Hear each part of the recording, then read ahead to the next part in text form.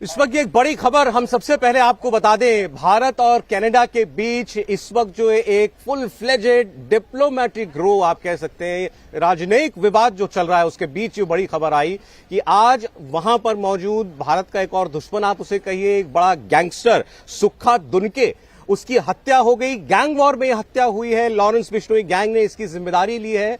बाकायदा social media पर एक पोस्ट करके सुक्खा दुनके की हत्या की जिम्मेदारी लॉरेंस बिश्नोई गैंग के लोगों ने ली।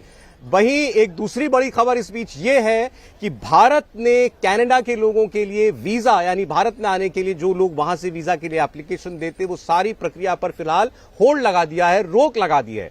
तो एक तरफ से एक किस्म से भारत अब बड़ा सख्त रुख इस पूरे रवैये में दिखा रहा है।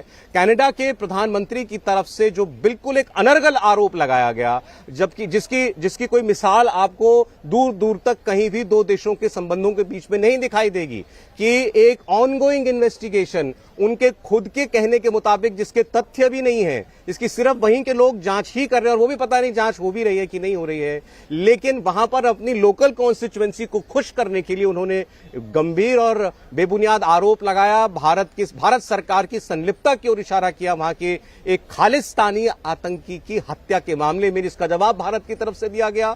ये बेबुनियाद आरोप है। उसके बाद आपने देखा वहां उन्होंने भारत के एक दूतावास को एक्सपेल किया, एक कर्मचारी को एक्सपेल किया दूतावास के। हमारे यहां से कनाडा के एक डिप्लोमेट को एक्सपेल किया गया। एनआईए ने कल 41 लोगों की एक लिस्ट जारी की थी, जिसमें खालिस्तानी आतंकवादी, खालिस्तानी सिंपथाइजर्स और गैंगस्टर शामिल थे।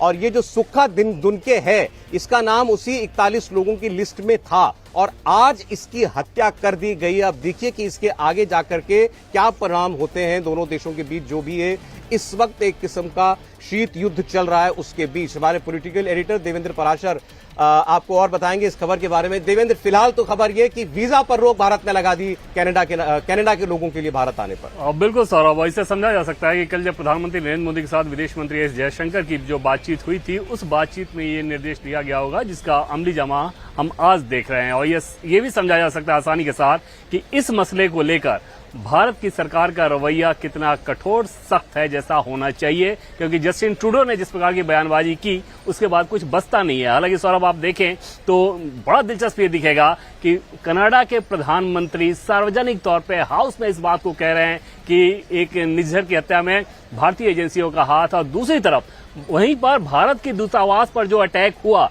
उसकी जांच प्रक्रिया कहां तक पहुंची, उसका प्रगति क्या है, कोई गिरफ्तारी, कोई भी चीज सामने नहीं आई। जैसे जैसे वहां पर एग्जीबिशन लगाए जाते हैं उसमें कोई गिरफ्तारी नहीं होती। तो यहां पर यह दिखाता है कि जस्टिन ट्रूडो जो कि अपनी सरकार चलाते हैं, खालिस्तानियों के समर्थन वाली एक दल के सहयोग से अपनी सरकार बचाने के चक्कर में ये काम कर रहे हैं। हालांकि कनाडा में जो लेटेस्ट सर्वे आ रहे हैं सौरभ, उसमें यह बताया जा रहा है कि अगर आज की तारीख में कनाडा में चुनाव हो जाएं, जस्टिन ट्रूडो की विदाई हो जाएगी। और उसमें जो दो वजह हैं उनमें से बड़ी वजह बताई जा रही है कि खालिस्तानियों को लेकर जो वो समर्थन कर रहे हैं, तो वहां पर जो खालिस्तानी तत्व हैं उनका सेंटीमेंट तो साथ है, लेकिन बाकी जो कनाडा के लोग हैं वो इस चीज को पसंद नहीं कर रहे हैं और उसका उनको खामियाजा भुगतना पड़ सकता है।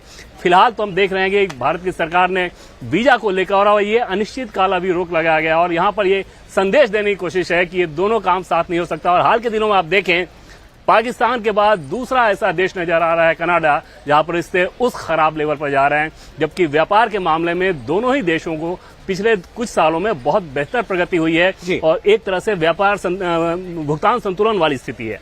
इंडिया टीवी हर वक्त हर जगह डाउनलोड करने के लिए सर्च करें India TV news Google play store या ऐप स्टोर पर।